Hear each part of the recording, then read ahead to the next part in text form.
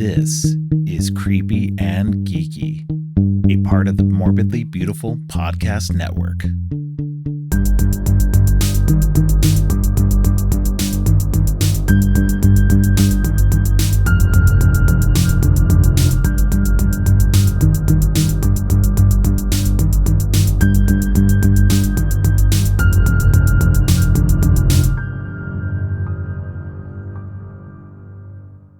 Welcome to Creepy and Geeky. I'm your host, Robert, and on today's What's Your Favorite Double Feature episode, Jason LeBlanc returns to the show to talk about the Vincent Price films House on Haunted Hill and House of the Long Shadows. Jason runs the Boston Horror Society, a social group for horror fans in New England that can be found on Meetup and Facebook.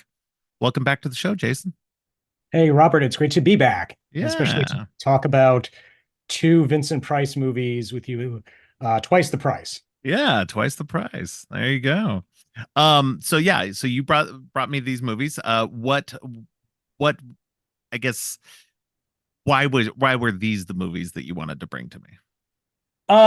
Well, I would just wanted to discuss Vincent Price in general because Yeah. he's like one of these figures in the horror genre that I hold a special place in my heart for. I can kind of like track my love of the genre back, and it can kind of like pinpoint exactly when it was. And it was watching like Vincent Price on TV as a kid. All right. So the opportunity to talk about like a couple of his movies, specifically in the horror genre. I mean, he did a lot of films over his career. He did like dramas and comedies, but I mean, he's most associated with the horror genre. Right. So I mean, yeah, it was a perfect opportunity. Two movies that where Vincent Price is in creepy old houses, Yeah. and stuff goes horribly wrong. Why not?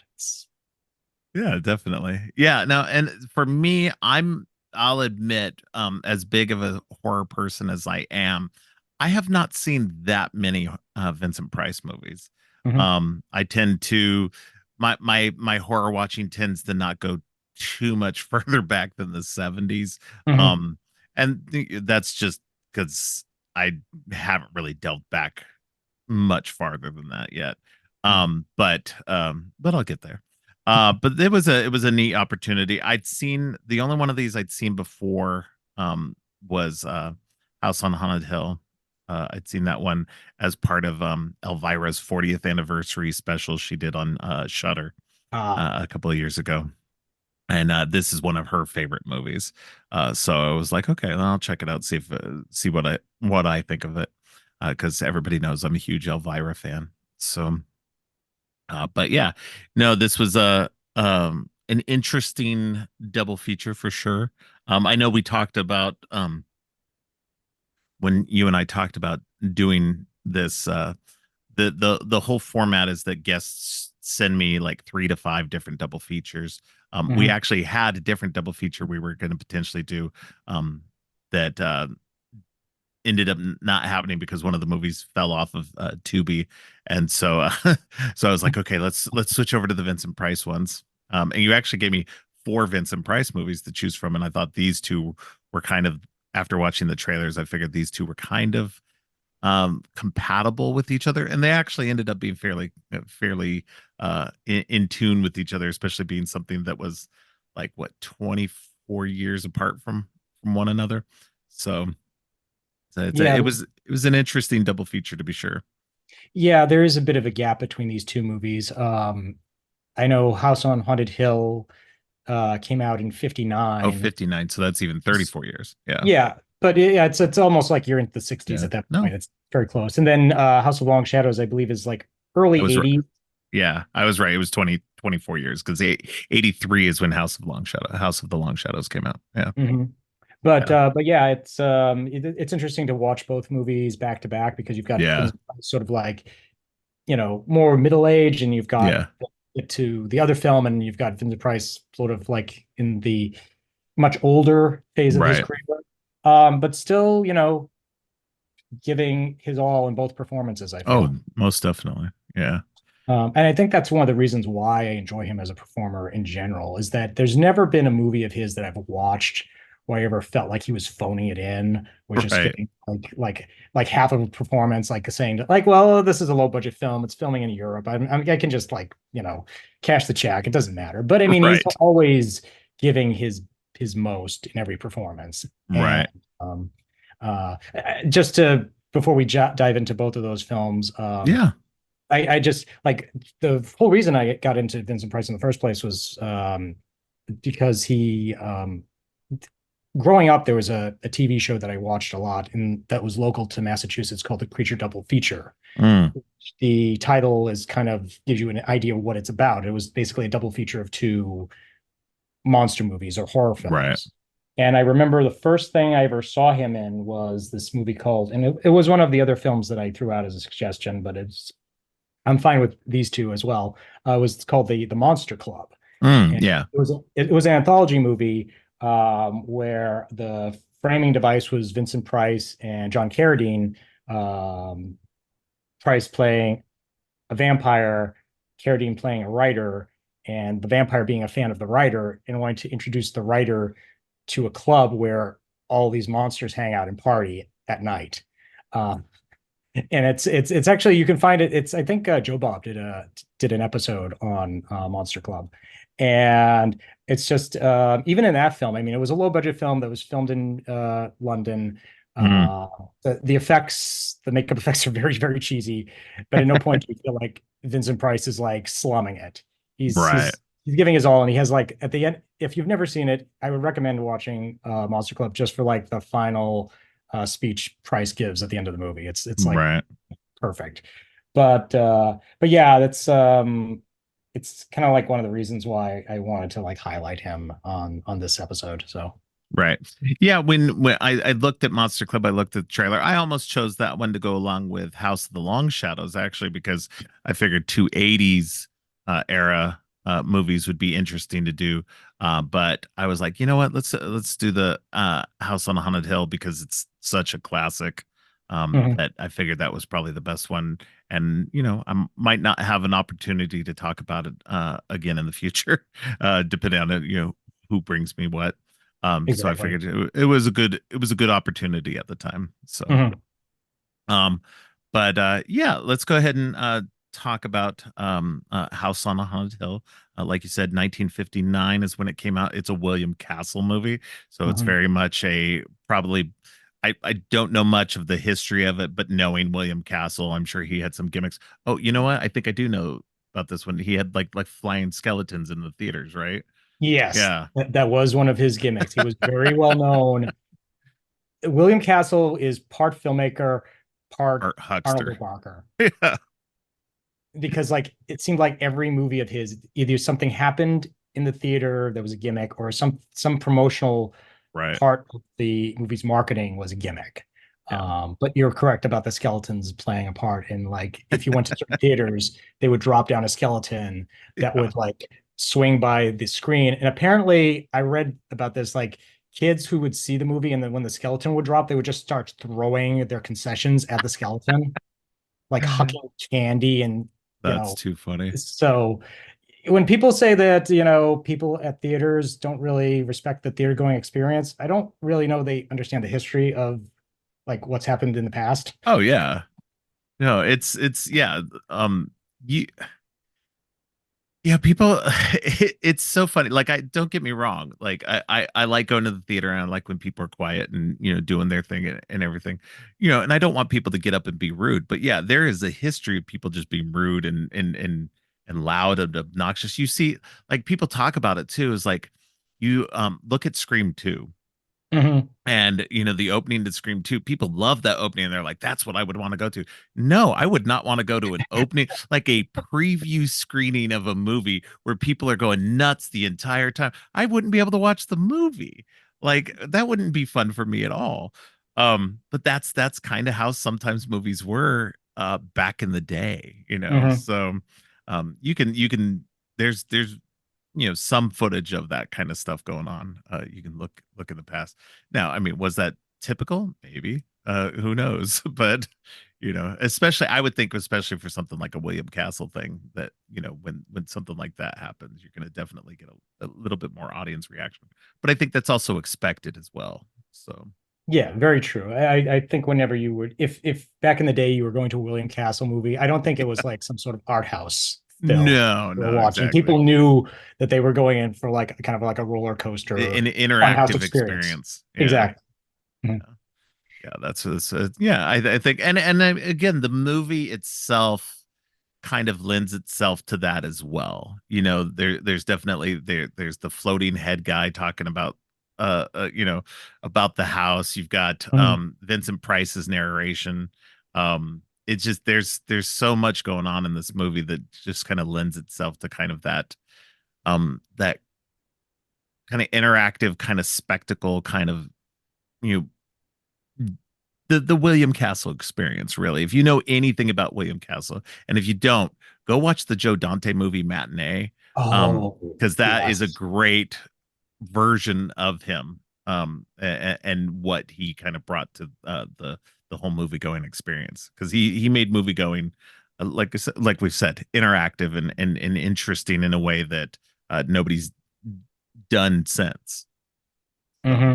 And even like the intro, like you're saying, I mean, Vincent Price is directly addressing the audience mhm, and saying like, "Oh, there'll be food and drinks and ghosts and perhaps even a few murders. You're all invited." yeah, So it's like it's not subtle. It's not subtle. no, no, not at all. That's a good thing. Yeah. No, it's a fun movie, for sure. It's one of those ones that when I enjoyed it the first time I saw it. It was an enjoyable viewing. And this time it was still just as enjoyable. It's it's definitely, I would like to see. I know they made a version of it in 1999. Hmm. And I need to rewatch that version. I'm actually going to be rewatching that one again soon. But I haven't seen that one since probably 99, 2000, when it came out on video. I But kind of like the remake though. It's got a interesting visual vibe to it right. that I think William Malone, the director, Yeah. gave it, and it has a good solid cast to it. So Yeah.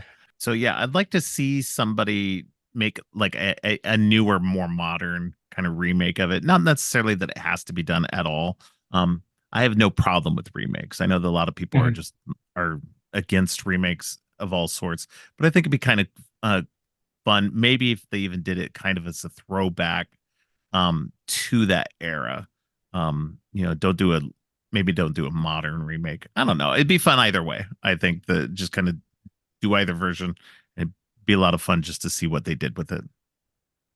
I mean, I could picture how you could probably do a modern version of House on Haunted Hill. I mean, if you decided to make it like, I know this is like a reality show.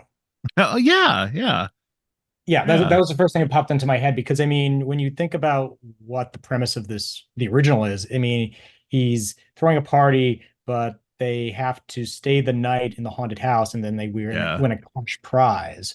yeah. So, I mean, that's kind of one of the draws of any reality show. It's like you have to compete in order to win some sort of large monetary Right. amount. Yeah. So I No. could see how you could probably do that. But yeah, if you did, somebody wanted to do like a version that was like a period piece, Yeah. but a little bit with a modern sensibility, I could see either version working. Yeah. Yeah. Yeah. Yeah, because I was thinking, like, if they did a period piece with modern sensibilities, it'd be kind of similar to the newer um like Murder on the Orient Express type of movie that they just did recently. So Hmm. I would think that would be an interesting way of pulling the story forward, at least with, again, like you said, modern sensibilities, but setting it in the past. So it wouldn't seem as, because there are definitely some things when watching something of this era, the 50s and 60s and stuff like that, things that are very hokey. Especially like the music is always just like, that's one of the things about watching older movies that always gets me so much, is like the music, the scores that they did. They're so over the top and bombastic at times. And you're just like, okay, let's have some more subtle sounds here. Yeah. um But yeah, no, I really enjoyed this. I thought it was a lot of fun. I like the idea behind it. Obviously, the idea behind it is that Vincent Price's character has this wife, his I guess fourth wife, Mhm. that they're not on good terms with each other. But she won't agree to a divorce because she wants all of his money. And so she's setting out or he sets up this party with all of these guests. And you know, people that supposedly she doesn't know, and gives them that, like you said, that prize of $10,000 if they can stay the night in this haunted house that's not his, that they just rented, but the guy who owns it is one of the guests as well. So, and he knows, and he's kind of paranoid about the whole thing, and it is just, it's a wild movie. It's like that's why I think that it would be really cool to have like a more modern version of it. Like we said, modern sensibilities, maybe throwback setting. I think it'd be a lot of fun just to kind of play with it a little bit. Yeah, because it's one of those concepts that hasn't really aged. I mean, you Right. always got people that are a little bit hard up for money, and they need. I mean, obviously, $10,000 isn't like as large of a sum today as Yeah, you'd have to back change that. then. Yeah, Yeah, they'd have to update the like amount, but I maybe mean, a there's million always. dollars. Yeah, Mhm. Yeah, so I mean that's all that, but I mean like the concept of somebody just needing cash and needing it in a as quickly as possible and willing to do something unusual to get that money. I don't think that would ever really change, no matter what the time period. right. And yeah, and just the relationship between you know, the Laurens, Yeah, Price, uh, Price's character and his current wife. It's just yeah, they could use some counseling, yeah, yeah. just a little bit, Or just a divorce, you know. You know, either. he's wanting that divorce. She's just not wanting to give it to him because she does like there's definitely some deep-seated antagonism there. Mhm. And it makes it interesting because you're just like, okay, so what's going on here? You know, what's the whole play here? And there's definitely some ghosty things going on because the the guy who owns the house says seven people have died in this house, four men and three women, and it just corresponds to exactly how many people are alive in the house at that time too. So Mhm. it's like one ghost for each of them. And I to me the most effective like kind of scare or the scariest thing in this is early on when uh I think it's Nora Yes. and the other guy, I can't think of his name offhand, but Oh, Lance, Lance. Yeah. the pilot. Nora and Lance, they go walking around and they go they go back down to the cellar where he had gotten trapped inside of a room and she had gotten locked out of it. And so so while he's trapped in there and gets knocked out by somebody or something, she sees a ghostly apparition of an old woman who Mhm. seems to be kind of floating towards her. And then later on, they kind of go back and go reinspect the room and the room adjacent to it, and she gets trapped in there for a moment. And there's that old lady right there, and that is it was such a good like jump scare because that old lady looks scary as hell. Um, Yeah, and she she's does. just like just standing there with her hands out and her face just like looking evil and everything. It was such a great, it's like an iconic picture too. It does hold up, and I mean, just Yeah. the way you were describing it, she kind of glides Yeah, in she and just out. glides. She Yeah. doesn't like. I mean, I'm guessing it might have been she might have been on roller skates or something to pull Yeah. off back. And just But I being mean, pulled. Yeah. yeah, but I mean, just the way she moves, it's very and that expression, she just has that frozen, like her fingers out and her jaw open, and it's just it reminds me of something that would. I'm almost certain James Wan probably has seen this movie because Oh it yeah. me a bit of like the ghosts from Insidious. Yeah.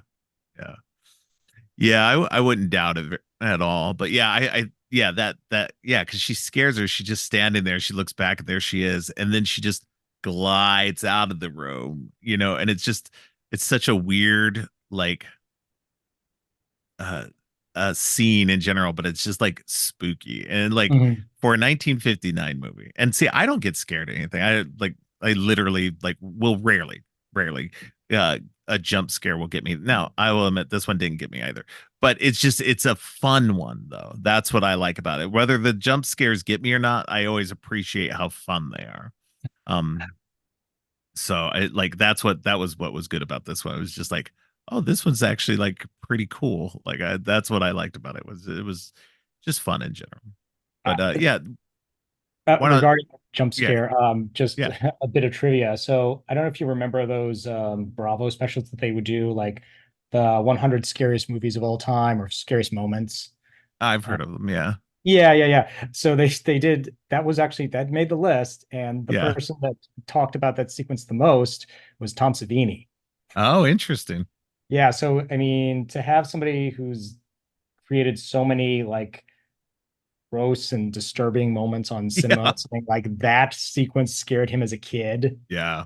It holds up very well. Oh, yeah, yeah. No, it definitely. I think that's one of those ones that, like you said, I think that it can definitely be an inspiration for filmmakers even today in terms of um just the spook factor. It's a good jump scare. It's very eerie. The makeup effects are really good. Especially for the time period. So it's definitely one of those ones that I think is uh it's just iconic. It's just I think that Mhm. anybody watching this movie when you see that scene in particular, especially when you get towards the end, you got the floating skeleton and everything like that, and that one's just so cheesy and weird that it's just too goofy. But yeah, why don't you tell me what it is about this movie that speaks to you? Um, it's just kind of checking off a lot of boxes that I really enjoy. Okay. It's in some ways it feels like it's a murder mystery Mm-hmm. story in some cases because you've got all these characters that kind of in one self-contained location. Um, they all have very different personalities and are bouncing off each other very well. Right. I love the dialogue, like you were saying. Particularly the sequences with the Laurens as they bicker about each Yeah. other. Yeah, those are great sequences.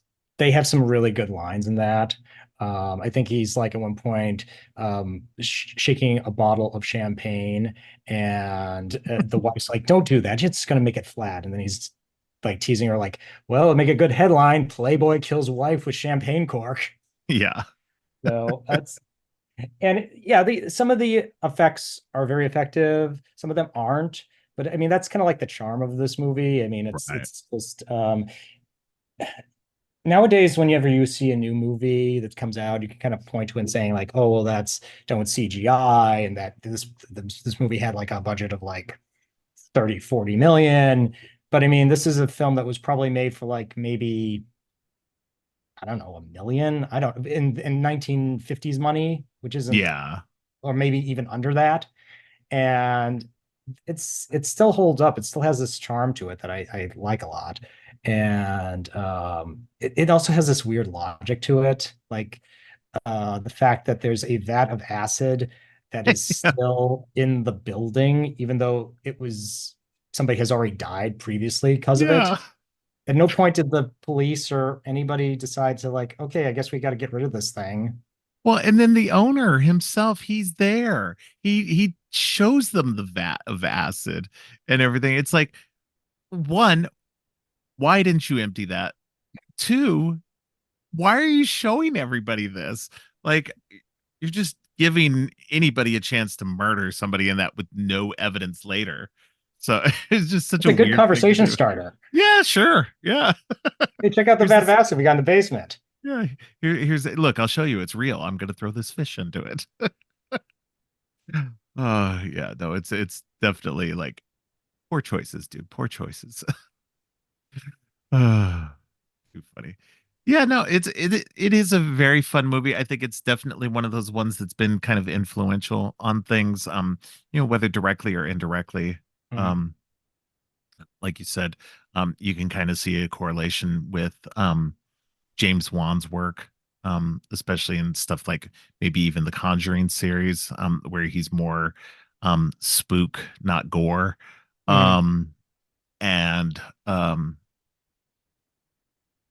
just it's just you know Vincent Price. I mean, it's just anytime you get to let Vincent Price just run with stuff and just be a menace, it's just a lot of fun. So, um, But yeah, it's a fun film. I really enjoy it. And you know what? yeah. Also, the appeal of this movie is, it's an hour and 15 minutes. Oh, it's super short. Yeah, it's a quick watch. Yeah, There's not a and there's no even with that hour and 15, there's no boring spots. There's no because sometimes even I've watched movies recently that were round about the same amount of time, and they're slow bits. And I'm like, how do you have a slow bit in a movie this short? It should Mhm. all be killer, no filler.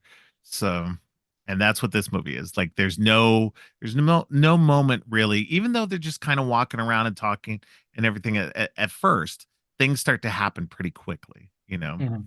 So there's a death pretty early on, and there's just and I don't want to spoil it too much because I mean, even though it's an older movie and everything, it's kind of one of those ones that's kind of fun to watch and discover a lot of the fun bits for yourself. And normally I would spoil things.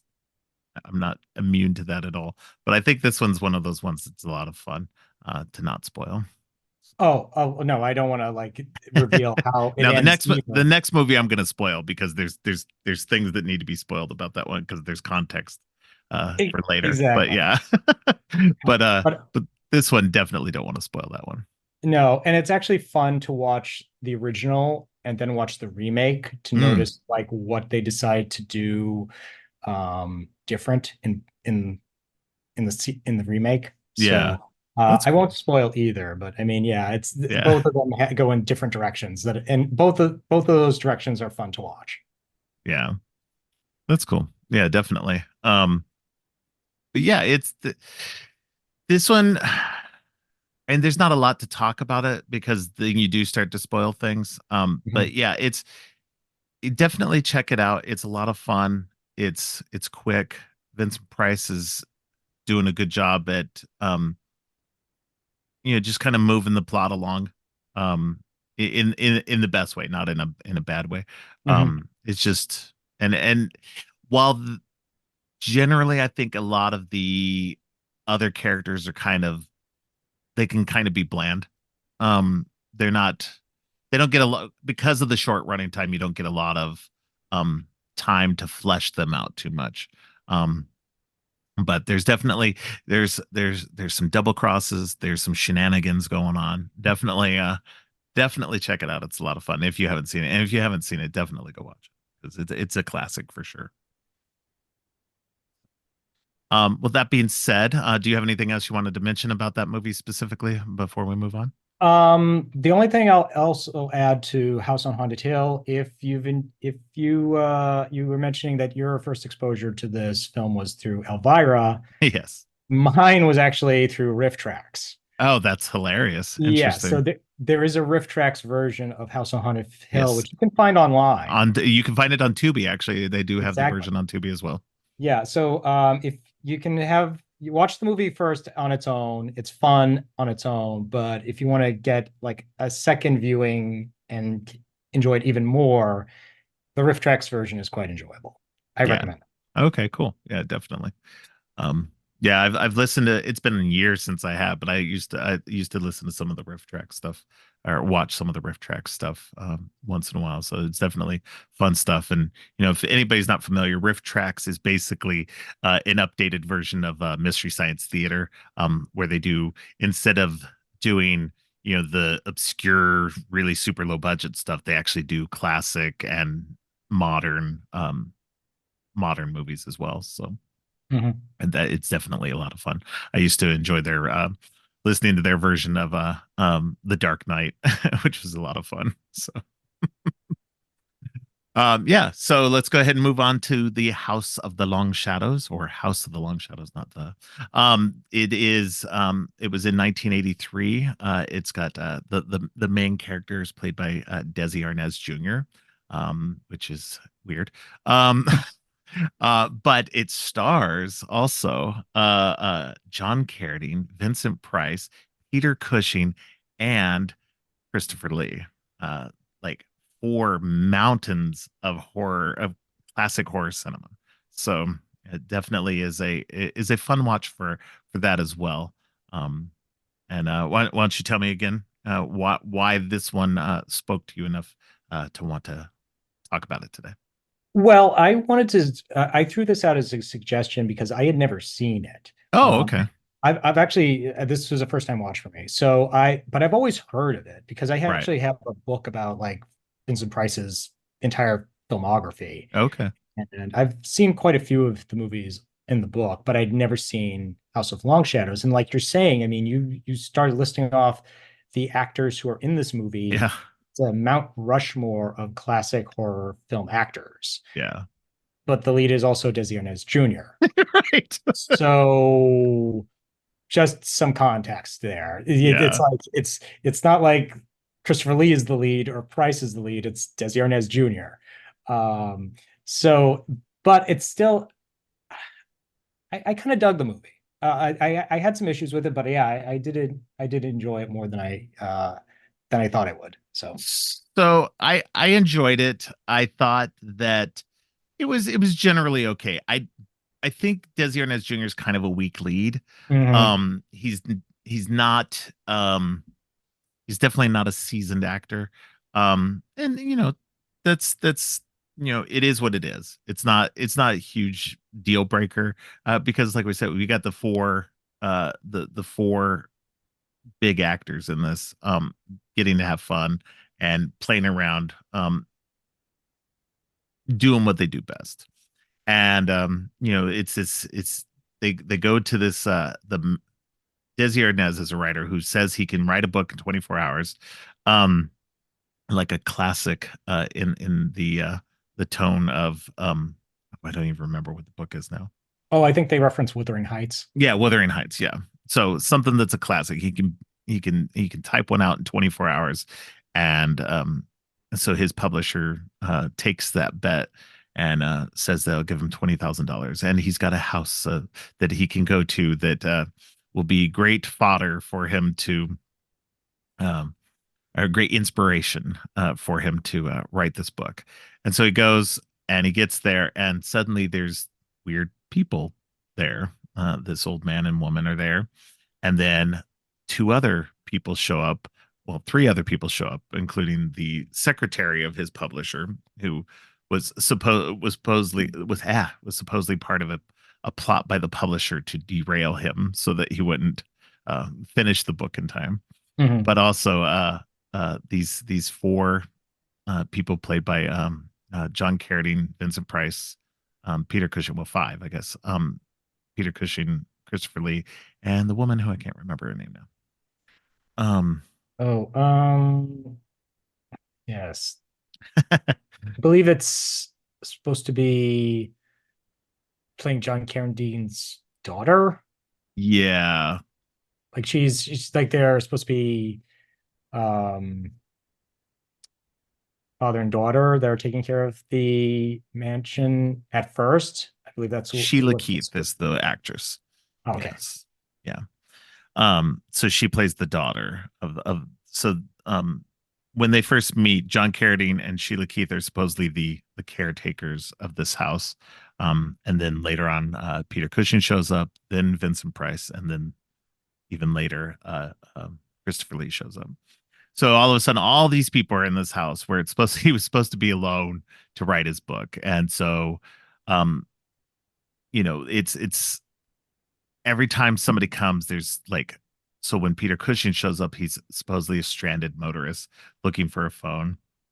And then, but when uh Vincent Price shows up, Vincent Price says, "Oh well, he's the son of the original owners of the house, and that this is his house, and this is that everybody in here is like trespassing or whatever. Hmm. And but then Christopher Lee shows up and says he's the true owner of the house. He's the guy who bought the land and the property and everything, and he wants everybody out. And nobody goes. And then like there's this whole plot where there's like where they discover that like Vincent Price, John Carradine, Sheila Keith, and Peter Cushing are all related. They're all the family of the people because they discover the portraits on the walls upstairs of all of these people, but there's one portrait missing. The the son named Roderick, and they're trying to figure out. Okay, well he was trapped in a room when he was 14, and he's been in there supposedly the whole time. It's a convoluted, weird story, It is. It's but just it's hearing fun. you like It's trying to actually fun summarize it. though. It's a lot. Yeah, it's a lot, but it's actually fun. It's a lot more linear than that. I'm kind of jumping all over the place, but it's fun because there's this little mystery going on. Like, because supposedly now they go inside the room and the son's gone. This Roderick son is gone. He's been in there 40 years, been supposedly trapped in this room for 40 years.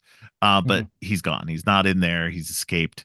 And then members of the family die. They die off. And they're just trying to figure out what's going on, and um, it's it's it's not really played for laughs, but there's definitely a weird little comedic streak going through the whole movie. Um, Mhm.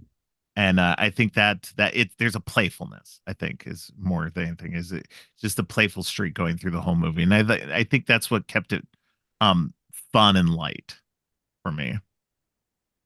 Yeah, there's that there's it does definitely has its tongue in cheek Oh yeah. throughout most of the film. I mean, I think at one point Vincent Price is talking he's like when he arrives, he's talking about his ties to the house, and Desi Arnaz Jr. has some questions for him, and Vincent Price at one point says, "Oh, please don't interrupt while I soliloquize."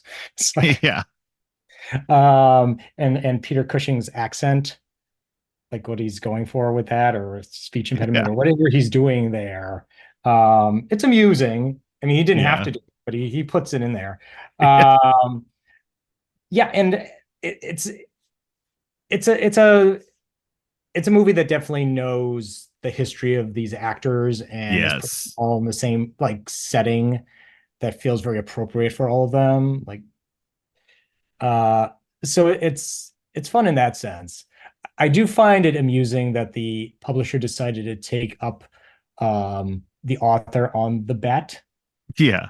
because it's kind of a weird bet, because it's like when you say it's like, oh, I swear I can write this novel in like 24 hours. Having known writers myself, like there's nothing saying that he can't arrive at the hotel at the mansion and open up a suitcase and be like, hey, I've already got all these pre-written books that I Right. worked on that I haven't been able to get published. Let me see. I have my crime novel, I have my a romance, oh wait, gothic novel right there, take that out, Yeah. just change the date, Maybe good. tweak a few things in it. Yeah. Exactly. Yeah. So but it's still but and again, and we also have a movie that starts off with a bet, Yeah. or trying to challenge somebody. It's like, I bet you can do this, and if you do, you get this money, but I don't think you can. Right. Yeah. No, and I think yeah, so I want to talk about the ending because the Hmm. ending is really important. Well, the endings. So because at the end of all this, like pretty much the entire Grisbane, because it's discovered through the course of this, the only two people who are left of the older folk are Christopher Lee and Vincent Price, and you discover that Christopher Lee is really Roderick. He's been out and about. He's been coming back once in a while to pretend like he's still in the room, but he's been out and about for a while. Hmm. And then you discover because he was supposedly put in that room because he supposedly murdered some girl when he was 14. And that was his Hmm. punishment, was to be locked in that room forever. But it turns out that it was really Vincent Price's character that killed her, and um, Christopher Lee was there to kill him in retaliation for being locked up in there the whole time. So then there's he kills him, he kills Vincent Price, and then he attacks Desi Arnaz, um and Desi Arnaz somehow manages to kick him down the steps, uh and uh Christopher Lee Christopher Lee's character apparently dies. But like immediately after that happens, he gets up and well, there's a sinister laughing from upstairs. And then so all of the dead people who've died throughout the course of the movie all start to wander out from other rooms and gather into the hallway in front, the foyer. And yeah, it turns out it was all pretend. That they it was all acting, all to all on the publisher's behest, that they all did this uh, like fun thing again to distract him to keep him from writing the book.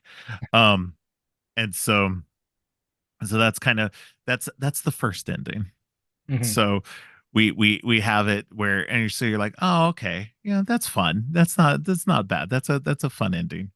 But then we get the second ending, um which was the um that it turns out that all of the story that we just witnessed was the story that he was writing at the manor, that none of this had happened, and that he was just writing it all, and this is what he delivered to his publisher uh the next day. And so it was interesting. I was like, okay, I like the original ending better. The second ending wasn't as good in a way. I felt that kind of like uh um took away from the fun of that first ending. So Well, I agree, especially since when you see that first ending, there's the part where all the Grisbane family turned out to be actors, and you see yeah, them interacting with the other actors that were all part of the performance. And considering you've got all these actors who at this point are pretty late in their careers, and all of them have probably at different points of their careers been murdered in right. various horrific ways on screen, to see them like playing actors and like shooting the shit and talking to each other about like, oh yeah, it's like I liked your accent that you were going for there, oh thank you so much. Yeah, It's like it's kind of a cute way of paying tribute to these performers. um and so it's taken away, and you find out like it's everything that you just previously saw was just written by Desi Arnaz's character. It yeah, does take a little bit away from it. yeah. Um, It takes away from the fun of everything that you just watched. And like that's where it's like that's where I felt that like it kind of undercut it in a way, because it was just like, oh, it was just his imagination the whole time. Okay, mhm. that's I mean that's fine, but it's not as fun as that ending. Yeah, and somewhat I keep doing this, but it's like when after it got to that point, I was like thinking of like, you know what I thought of? The Game by David Fincher. Okay. Did Yeah. you see that? Yeah, yeah. Yeah. Yeah. Yeah, I thought of that. What I really thought of, and what I compared this movie to is another couple of movies that came afterward that may have taken inspiration, maybe from this movie, Hmm. were was Clue Okay. and April Fool's Day. Oh yes. So I think April Fool's Day most especially. Clue with the kind of multiple endings, but April Fool's Day with the direct um teasing of people being murdered, but not really. Hmm. So um definitely but I and that's why I like that aspect of it, was just because I was like, okay, well, this is very much in that vein, and I like both of those movies. So I was like, okay, I'm with it. So, but yeah, the game also where there's something going on, whereas the game takes it a lot more seriously. Hmm. Um, I need to revisit that movie. It's been a while since I've seen it. But yeah, this is a fun movie. I think, even spoiling it for everybody, that it's still fun to watch, even with that spoiler in there, um, because it's You'll have to get past Desi Arnaz's acting. It's not horrible. Don't get me wrong. He's not a horrible actor. He's not great, but he's not. You know what? If it just feels like somebody who hasn't acted a lot, and it's very 80s also. So in Mhm. terms of his acting, everybody else is doing much better. Like any watching any of the other classic actors, they're doing their job at the top of their game. Um, so watch it for that because that's a lot of fun. But yeah. Anything else you have for me on that one that we didn't mention? I think you've pretty much covered it. I think like one of the reasons why probably House on Haunted Hill works a little bit slightly better than House of Long Shadows is Yeah. also House of Long Shadows goes on a little bit too long. Yeah, definitely. Yeah, it's got a slightly it's like about a half hour longer than House on Haunted Hill. But Mhm. I think if you shaved 15 minutes off of House of the Long Shadows, you'd probably be at a much better um run time. It definitely there's things that it just meanders here and there. Um, but yeah, I agree with you. Um, but yeah, no, they're both fun. I think they make a good combo with each other. Like we said, with Vincent Price in a creepy house. It's was a lot of fun watching both of these. It definitely makes me want to watch more Vincent Price, of course. So I'll probably definitely be checking out some more of his stuff. Um, but yeah, these were a lot of fun. Thank you for bringing them to me this time. Oh, you're welcome, Robert. It's glad to chat about a couple of old school Vincent Price movies with you. Yeah, yeah, definitely. Is there anything else? I know I just asked that, but is there anything else the left that we didn't talk about that you wanted to mention before we left? Um, I think I'll just close out by saying this, just more in a general category. Yeah. Another reason why I've like always been a big fan of Vincent Price, and this is more of a personal reason, is just like growing up, I think that like watching so much Vincent Price stuff as a young kid was got me made me understand the concept of what an actor was. Okay. Uh, so basically, it's like this: when you're a young kid and you're watching a movie or a TV show for the first time, you don't know who these people are. You just accept them as that role. Yeah. As a kid growing up, I watched. There's so many things. I'm like Gen X, so I was born in the late '70s, grew Hmm. up in the '80s. So around that time, I'm watching like reruns of old TV shows and Yeah. old movies on, and I would just see Vincent Price everywhere. It'd be like Everywhere. he'd be Egghead on Batman. Yeah. He Yeah. was in the The special 13 Ghosts Hawaiian. of Scooby Doo. Yeah, he was in the special Hawaiian episodes of the Brady Bunch. As a kid on PBS, he was the host of Mystery. Yeah. So he was the voice of Ratigan in The Great Mouse Detective. Yeah. Probably one of the No, most underrated Disney movies of all time, in my yeah, opinion. in the 80s, like you I mean he was the voice in Thriller. I mean, Oh yeah, you know, absolutely. yeah, it's just like he was everywhere in the 80s. Because by that time I mean, he was a megastar before that, but by the 80s he was like the master of horror, basically. Mhm. The actor you most closely associated with horror in general, and classic horror. Yeah, Um, so but so seeing him in all this stuff, it's like, oh, wait a minute, this guy gets to pretend to be all these different types of things. yeah, That's a job, I guess. So yeah, so that's how I kind of understand like what an actor was finally. It was because of Vincent Price. So it that's was kind of awesome. it was one of the reasons why I also wanted to program this because it was just I have a like I was saying earlier at the very beginning, I have a soft spot for Vincent Price, Yeah, and I know we've on your podcast you talk about a lot of like horror movies, but they tend to be a little bit on the modern side, and I felt like right. oh maybe we can go old school for a change. Yeah, definitely. No, for sure. It's always good to go back and check out the stuff that's classic and that inspired everybody else in more recent times. And it's good to go back and while